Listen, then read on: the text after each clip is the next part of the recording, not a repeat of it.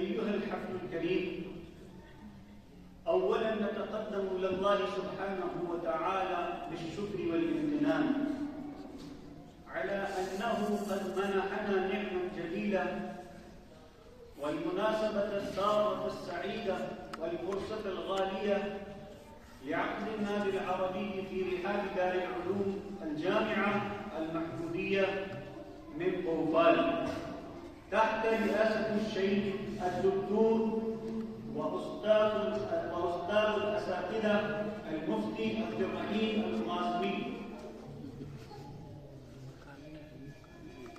ترحيبا حارا فنرحب بكم من سويداء قلوبنا ترحيبا حارا بعواطف جياشة بأنه قد شرفنا بقدومه الميمون. وهكذا نرحب بضيف اليوم الكريم بصاحب الفضيلة وسماحة الشيخ الدكتور الأديب البارع والخطيب الماهر الأستاذ محمد يوسف الندبي حفظه الله سبحانه وتعالى في أعماق قلوبنا الخالصة ترحيبا حارا. ونقول في ترحيب الشيخ أهلا وسهلا مرحبا بكم في رحاب دار العلوم الجامعة المحمودية، ونشكره شكرا جزيلا على أنه قد شرفنا بقدومه الميمون المبارك.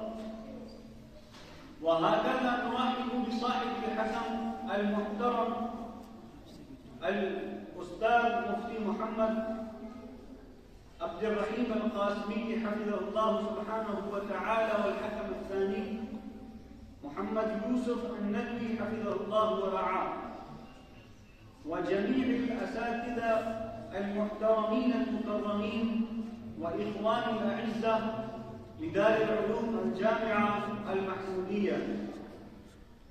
فالآن نبدأ هذه الحفلة بدون تأخير بتلاوة من القرآن الكريم الذي نزله الله بروح الأمين على رحمة للعالمين وبلسان عربي مبين.